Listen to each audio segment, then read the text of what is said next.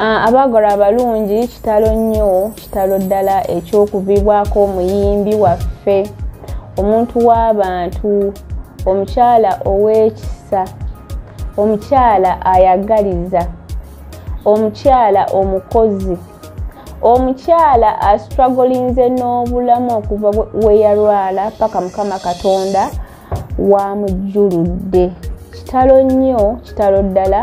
ekya Evelyn Love eyali Evelyn Lagu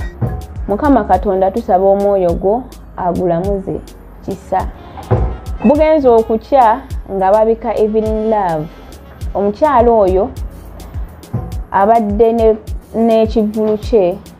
kyabadde bateekateeka okusobola okubeera ng'afuna akasente akanakola bizinesi egenda okukola ki okumujjanjaba naye bambi tasobodde naku ntono nnyo emabegako awo abaddeko ku TV emu bambi nga nnyonnyola ne yeebaza ku bantu abamuyambye n'ayogera bambi ng'olaba essuubi weeriri mukyala abadde azzeewo ng'anyiridde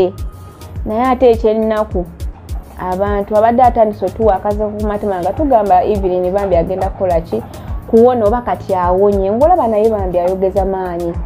naye munaaye ebintu bya Katonda si byangu era tetumunenya so Evelyn amutujjeeko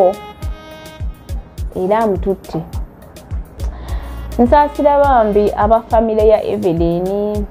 mikwano gye bambi ababadde ab'oku Lusegere abazubayiri famile bambi mbasaasideko Evelyn yali muzannyi mulungi ng'azannya bulungi ebina Uganda Evelyn akoze ebintu bingi nnyo ddala Evelyn tabaddeko mu sikandozi z'abayimbi ye muntu abadde ow'ekisa ayanguyirwa buli omu ndowooza wenna gy'oli eyo ofunamu ekyokuyiga enneeyisaayo mu bantu ekola kikulu nnyo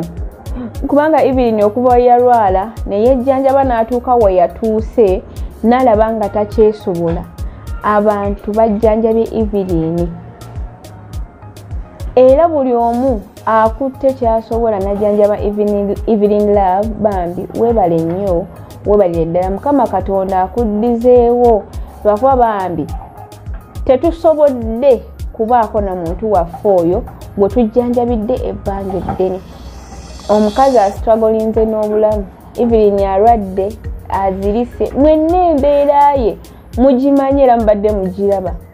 Evelyn bamubise emirundi n'emirundi naye nga gyali mulamu naye olwaleero si byakulimba